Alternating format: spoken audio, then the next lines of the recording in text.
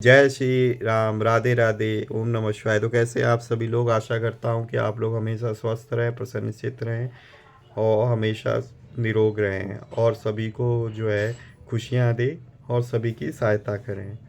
ठीक है, तो हम लोग जो है श्रीमद् भगवत गीता महात्म्य सहित कोड नंबर 16 का पाठ कर रहे हैं। ठीक है, तो आज हम लोग इस अध्याय की कड़ी में अध्याय नंबर 6 को हम लोग पढ़ेंगे। ठीक है, तो सर्वप्रथम प्रथम पूज्य गणेश जी को आवाहन करते हुए हम लोग जो है इस पाठ का स्टार्ट करेंगे। तो जय श्री गणेशाय नमो नमः। ओम नमो भगवते वासुदेवाय, ओम नमो नारायणाय, ओम नमो भगवते वासुदेवाय, ओम नमो नारायणाय, ओम विष्णवे नमो नमः। तो चलिए स्टार्ट करते हैं।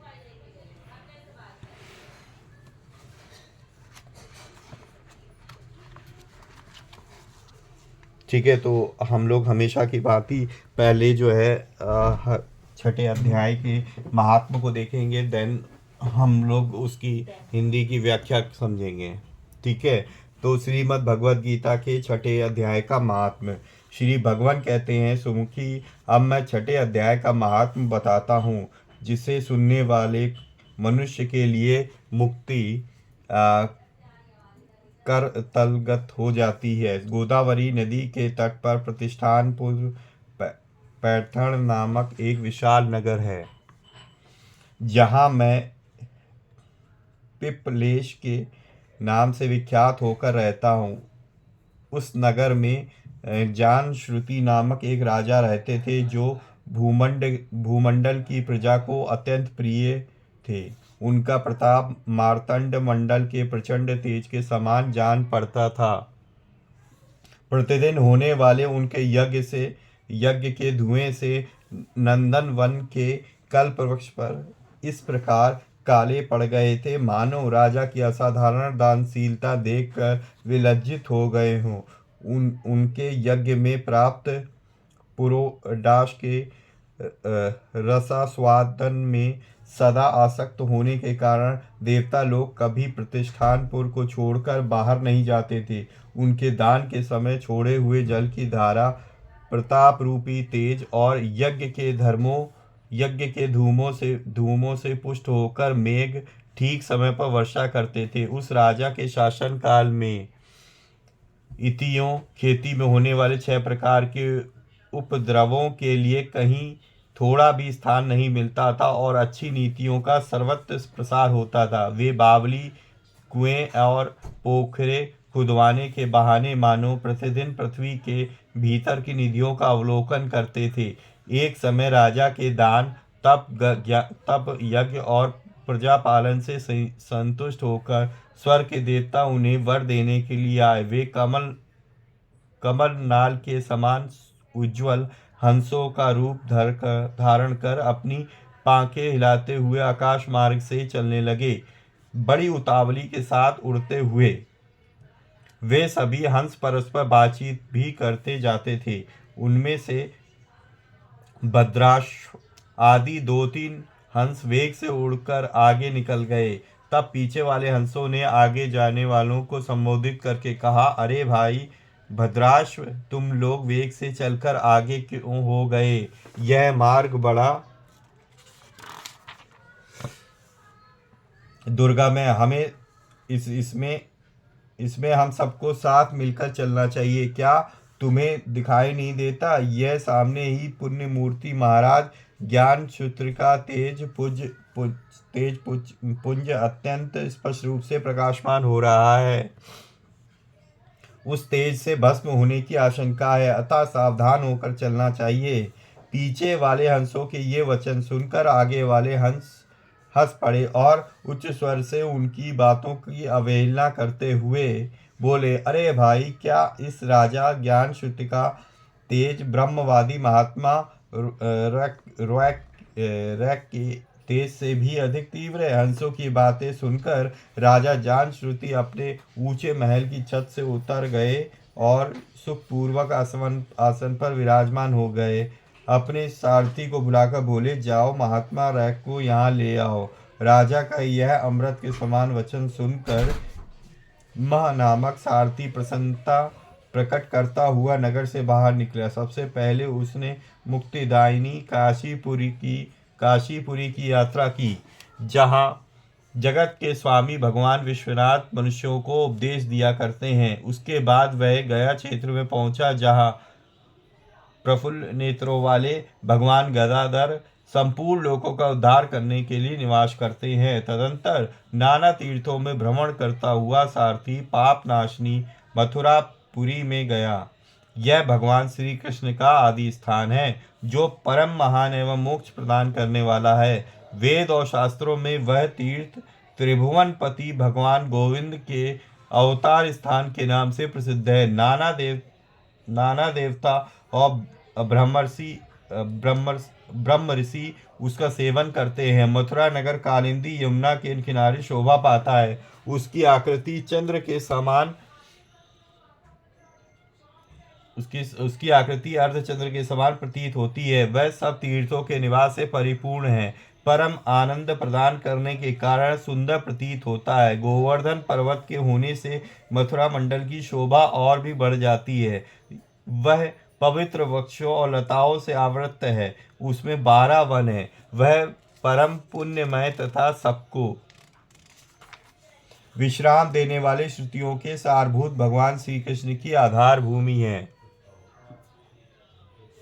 तत्पश्चात मथुरा से पश्चिम और उत्तर दिशा की ओर बहुत दूर तक जाने पर सारथी को कश्मीर नामक एक नगर दिखाई दिया, जहाँ शंख के समान उज्ज्वल गगनचुंबी महलों की पंक्तियां भगवान शंकर के अट्टहास की भांति शोभा पाती हैं। जहाँ ब्राह्मणों के शास्त्रीय आलाप सुनकर मूक मनुष्य भी सुंदर वाणी और पदों का उच्चारण करते हुए देवता के समान हो जाते हैं। जहाँ निरंतर होने वाले धूम यज्ञ से व्याप्त होने के कारण आकाशमंडल मेघों से धुलते रहने पर भी अपनी कालिमा नहीं छोड़ता। जहाँ उपाध्याय के पास आकर छात्र जन्मकालीन अभ्यास से ही संपूर्ण कलाएं स्वतः पढ़ लेते हैं, तथा जहाँ माणिकेश्वर नाम से प्रसिद्ध भगवान चंद्रशेखर देहधारियों को वरदान देने के लिए नित्य निवास करते हैं। कश्मीर के राजा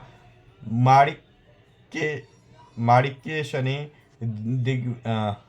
दिग्विजय में समस्त राजाओं को जीतकर भगवान शिव का पूजन किया था। तभी से उनका नाम माणिक्येश्वर हो गया।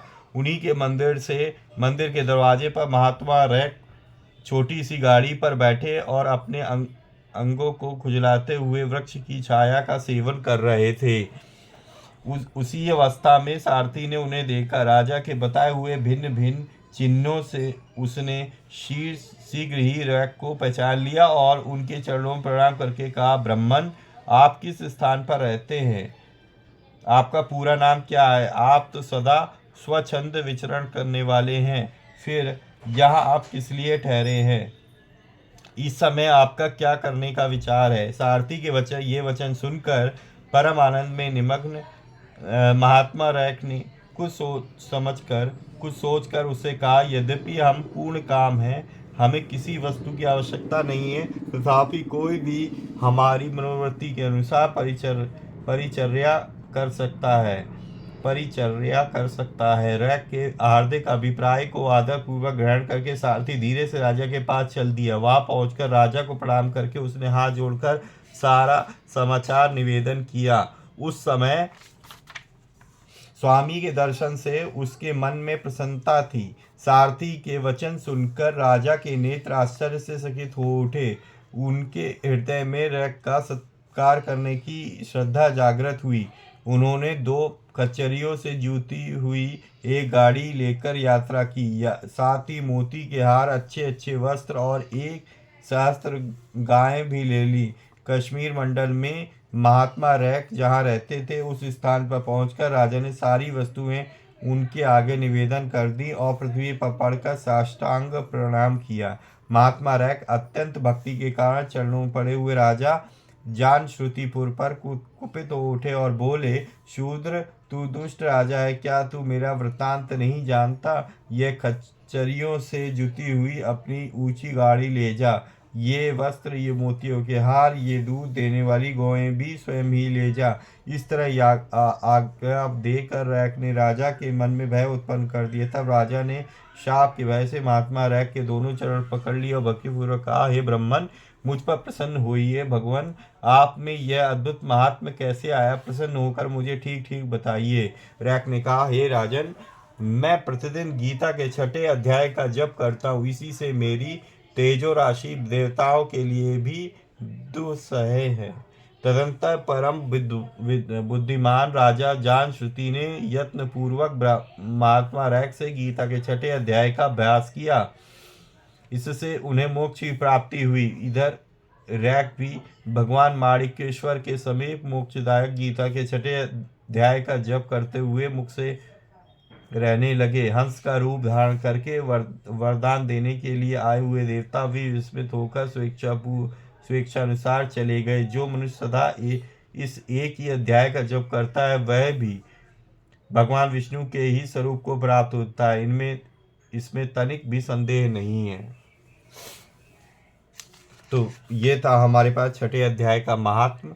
मैं संस्कृत नहीं पढ़ता हूँ क्योंकि पढ़ने में बहुत सारी संस्कृत के क्लिष्ट शब्दों में जो है गलती हो सकती है, तो मैं ये नहीं चाहता हूँ कि उसको गलत पढ़ा जाए, तो इसलिए मैं और भी जो है ना संस्कृत को छोड़ देता हूँ।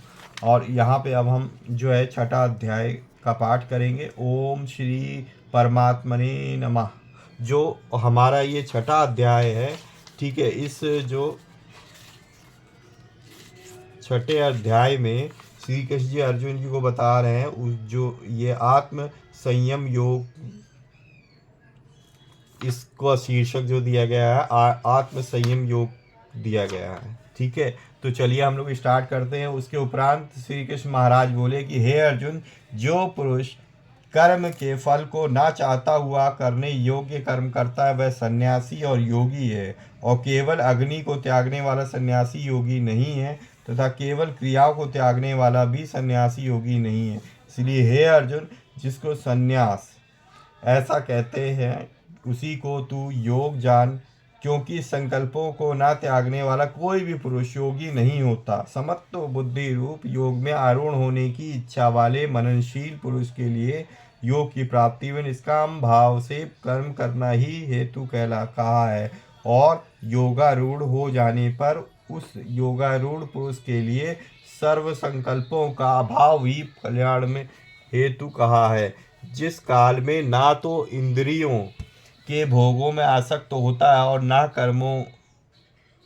कर्मों में ही आसक्त होता है, उस काल में सर्व संकल्पों का त्यागी पुरुष योगारूढ़ कहा जाता है। यह योगारूढ़ता कल्याण में हेतु कही है। इसलिए मनुष्य को चाहिए कि अपने द्वारा अपना संसार समुद्र से उद्धार करें और अपने आत्मा को अधोगति में ना पहुंचावे, क्योंकि यह जीवात्मा अपने आप ही तो अपना मित्र है और आप ही अपना शत्रु है, अर्थात और कोई दूसरा शत्रु या मित्र नहीं है। उस जीवात्मा का तो यह आप ही मित्र है जिस जीवात्मा द्वारा मन और इंद्रियों सहित शरीर जीता हुआ और जिसके द्वारा मन और इंद्रियों सहित शरीर नहीं जीता गया है, उसका वह आप ही शत्रु के सदस्य शत्रुता में बरतता है। हे अर्जुन, सर्दी गर्मी और सुख दुख आदि में तथा मान और अपमान में जिसके अंतःकरण की वृत्तियां अच्छी प्रकार शांत है अर्थात विकार रहित है, ऐसे स्वाधीन आत्मा वाले पुरुष के ज्ञान में सच्चिदानंद घन परमात्मा सम्यक प्रकार से स्थित है, अर्थात उसकी ज्ञान में परमात्मा के सिवा अन्य कुछ है ही नहीं। ज्ञान विज्ञान से तृप्त है, अंतःकरण जिसका तथा विकार रहित है, स्थिति जिसकी और अच्छी प्रकार जीती हुई है, इंद्रियां जिसकी तथा समान है मिट्टी पत्थर और सुवर्ण जिसके, वह योगी युक्त अर्थात भगवत की प्राप्ति वाला है, ऐसे कहा जाता है। जो पुरुष वह मित्र वैरी उदासीन मध्यस्थ द्वेषी और बंधुगणों में तथा धर्मात्मा में और पापियों में भी समान भाव वाला है, वह अति श्रेष्ठ है। इसलिए उचित है कि जिसका मन और इंद्रियों सहित सही जीता हुआ है, ऐसा वासना रहित और संग्रह रहित योगी अकेला एकांत स्थान में स्थित हुआ निरंतर आत्मा को परमेश्वर के ध्यान में लगावे। शुद्ध भूमि में कुशा, मृगशाला और वस्त्र है। उपरोपरि जिसके ऐसे स्थान अपने आसन को ना अति ऊंचा और ना अति नीचा स्थिर स्थापन करके और उस आसन पर बैठकर तथा मन को एकाग्र करके चित्त और इंद्रियों की क्रियाओं को वश में किया हुआ अंतःकरण की शुद्धि के लिए योग का अभ्यास करे। उसकी विधि इस प्रकार है कि काया फिर सिर और ग्रीवा को समान और अचल धारण किए हुए दृढ़ होकर अपनी नासिका के अग्रभाग को देखकर अन्य दिशाओं को ना देखता हुआ और ब्रह्मचर्य के व्रत में स्थित रहता हुआ भय रहित तथा अच्छे प्रकार शांत अंतःकरण वाला और सावधान होकर मन को वश में करके मेरे में लगे हुए चित्त वाला और मेरे परायण हुआ स्थित होवे। इस प्रकार आत्मा को निरंतर परमात्मा के स्वरूप में लगाता हुआ स्वाधीन मन वाला योगी मेरे में स्थित रूप परमानंद पराकाष्ठा वाली शांति को प्राप्त होता। परंतु हे अर्जुन, यह योग ना तो बहुत खाने वाले का सिद्ध होता है और ना बिल्कुल ना खाने वाले का तथा ना अति शयन करने से स्वभाव वाले का और ना अत्यंत जागने वाले का ही सिद्ध होता है। यह दुखों का नाश करने वाला योग तो तथा योग्य आहार और विहार करने वाले का तथा कर्मों में यथा योग्य चेष्टा करने वाले का और यथा योग्य शयन करने तथा जागने वाले का ही सिद्ध होता है। इस प्रकार योग के अभ्यास से अत्यंत वश में किया हुआ चित्त जिस काल में परमात्मा में ही भली प्रकार स्थित हो जाता है, उस काल में संपूर्ण कामनाओं से स्पृहा रहित हुआ मनुष्य योग युक्त ऐसा कहा जाता है। जिस प्रकार वायु रहित स्थान में स्थित दीपक चलायमान नहीं होता, वैसी ही उपमा परमात्मा के ध्यान में लगे हुए योगी के जीते हुए चित्त की कही गई है। हे अर्जुन, जिस अवस्था में योगी के अभ्यास से निरुद्ध हुआ चित्त उपराम हो जाता है और जिस अवस्था में ईश्वर के ध्यान से शुद्ध हुई सूक्ष्म बुद्धि द्वारा परमात्मा को साक्षात करता हुआ सच्चिदानंद घन परमात्मा में ही संतुष्ट होता है तथा इंद्रियों से अतीत केवल शुद्ध हुई सूक्ष्म बुद्धि द्वारा ग्रहण करने योग्य जो अनंत आनंद है, उसको जिस अवस्था में अनुभव करता है और जिस अवस्था में स्थित हुआ योगी भगवत स्वरूप से नहीं चलायमान होता है और परमेश्वर की प्राप्ति रूप जिस लाभ को प्राप्त होकर उससे अधिक दूसरा कुछ भी लाभ नहीं मानता है और भगवत प्राप्ति रूप जिस अवस्था में स्थित हुआ योगी बड़े भारी दुख से भी चलायमान नहीं होता है, जो दुख रूप संसार के संयोग से रहित है तथा जिसका नाम योग है, उसको जानना चाहिए। वह योग ना उकताए हुए चित्त से अर्थात तत्पर हुए चित्त से निश्चय पूर्वक कर्तव्य। इसलिए मनुष्य को चाहिए कि संकल्प से उत्पन्न होने वाली संपूर्ण कामनाओं को निशेषता से अर्थात वासना और आसक्ति रहित त्याग कर और मन के द्वारा इंद्रियों के समुदाय को सब ओर से ही अच्छी प्रकार वश में करके क्रम से अभ्यास करता हुआ उपरामता को प्राप्त होवे और धैर्य युक्त बुद्धि द्वारा मन को परमात्मा में स्थित करके परमात्मा के सिवा और कुछ भी चिंतन ना करे। परंतु जिसका मन वश में नहीं हुआ हो, उसको चाहिए कि वह स्थिर न रहने वाला और चंचल मन जिस कारण से सांसारिक पदार्थों में विचरता है, उससे रोककर बारंबार परमात्मा में ही निरोध करे। क्योंकि जिसका मन अच्छी प्रकार शांत है और जो पाप से रहित है और जिसका रजोगुण शांत हो गया है, ऐसे इस सच्चिदानंद घन ब्रह्म के साथ एक ही भाव हुआ योगी को अति उत्तम आनंद प्राप्त होता है। वह पाप रहित योगी इस प्रकार निरंतर आत्मा को परमात्मा में लगाता हुआ सुखपूर्वक पर ब्रह्म परमात्मा की प्रतिरूप अनंत आनंद को अनुभव करता है। हे अर्जुन, सर्वव्यापी अनंत चेतन में एक ही भाव से स्थित रूप योग से युक्त हुए आत्मा वाला तथा सब में समभाव से देखने वाला योगी आत्मा को संपूर्ण भूतों में बर्फ में जल के सदृश व्यापक देखता है और संपूर्ण भूतों को आत्मा में देखता है। अर्थात जैसे स्वप्न से जगा हुआ पुरुष स्वप्न के संसार को अपने अंतर्गत संकल्प के आधार देखता है, वैसे ही वह पुरुष संपूर्ण भूतों को अपनी सर्वव्यापी अनंत चेतन आत्मा के अंतर्गत स्वप्न संकल्प के आधार देखता है।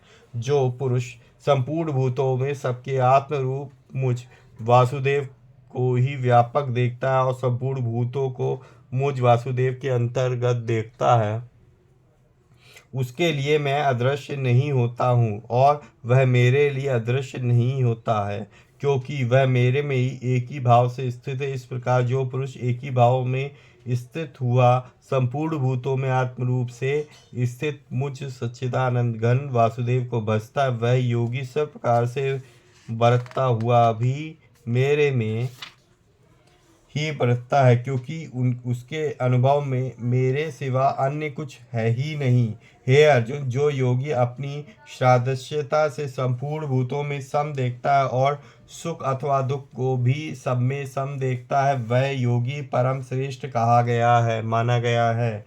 इस प्रकार भगवान के वाक्यों को सुनकर अर्जुन बोले कि हे मधुसूदन, जो यह ध्यान योग आपने समत्व भाव से कहा है, इसकी मैं मन के निश्चल होने से बहुत काल तक ठहरने वाली स्थिति को नहीं देखता हूँ, क्योंकि हे कृष्ण, यह मन बड़ा निश्चंचल और प्रमथन स्वभाव वाला है तथा बड़ा दृढ़ और बलवान है। इसलिए इसका वश में करना कि मैं वायु की भांति अति दुष्कर मानता हूँ। इस प्रकार अर्जुन के पूछने पर श्री कृष्ण भगवान बोले कि हे महाबाहो, निसंदेह मन चंचल और कठिनता में वश होने वाला है, परंतु हे कुंती पुत्र अर्जुन, अभ्यास अर्थात स्थिति के लिए बारंबार यत्न करने से और वैराग्य से वश में होता है। इसलिए इसको अवश्य वश में करना चाहिए, क्योंकि मन को वश में ना करने वाला पुरुष योग द्वारा दुष्प्राय है,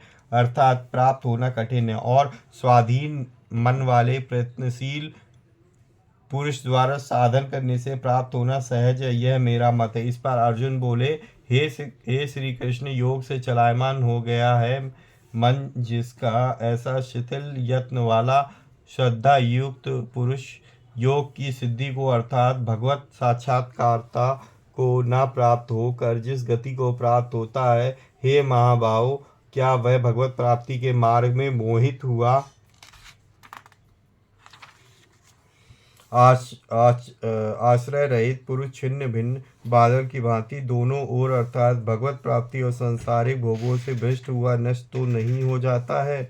हे कृष्ण, मेरे संशय को संपूर्णता से छेदन करने के लिए आप ही योग्य है, क्योंकि आपके सिवा कोई दूसरा इस संशय का छेदन करने वाला मिलना संभव नहीं है। इस प्रकार अर्जुन के पूछने पर श्री कृष्ण भगवान बोले, हे पार्थ, उस पुरुष का ना तो इस लोक में और ना परलोक में ही नाश होता है, क्योंकि हे प्यारे, कोई भी शुभ कर्म करने वाला अर्थात भगवत अर्थ कर्म करने वाला दुर्गति को प्राप्त नहीं होता, किंतु वह योग भ्रष्ट पुरुष पुण्यवानों के लोकों को अर्थात स्वर्गाधिक उत्तम लोकों को प्राप्त होकर उनमें बहुत वर्षों तक वास करके शुद्ध आचरण वाले श्रीमान पुरुषों के घर में जन्म लेता है, अथवा वैराग्यवान पुरुष उन लोकों में न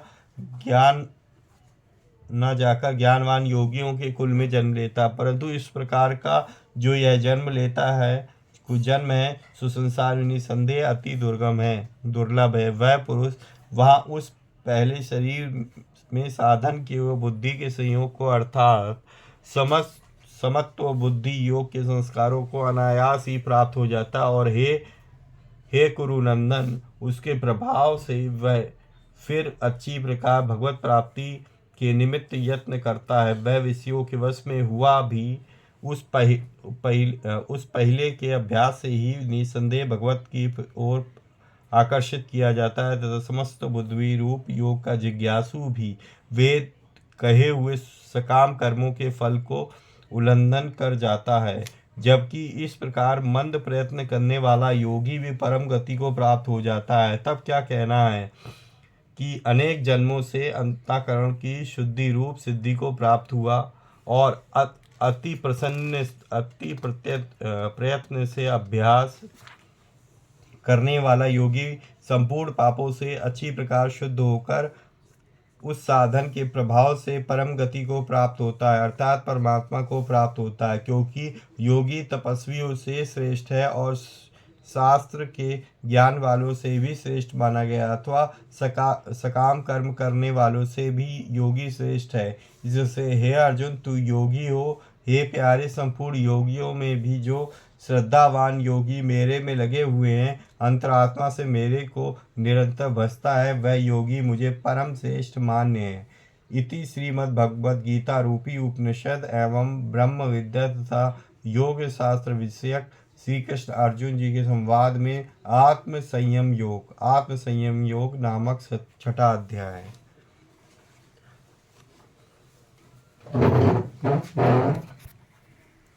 तो दोस्तों, ये था हमारे पास अध्याय नंबर 6 श्रीमद् भगवद गीता महात्म कोड नंबर 16 का। तो इस अध्याय में इतना ही। आशा करता हूँ आप लोगों को अच्छा लगा होगा। तो अगर आपको अच्छा लगा है तो ज़्यादा से ज़्यादा शेयर करें अपने फ्रेंड सर्कल्स ग्रुप में, अपनी परिवारजनों को, ताकि वो भी इस पाठ को सुन के लाभ प्राप्त कर सके। ठीक है, तो प्लीज़ सब्सक्राइब भी ज़रूर करें और मेरे को मोटिवेट करते रहें इसी तरीके के लिए। तब तक के लिए जय श्री राम।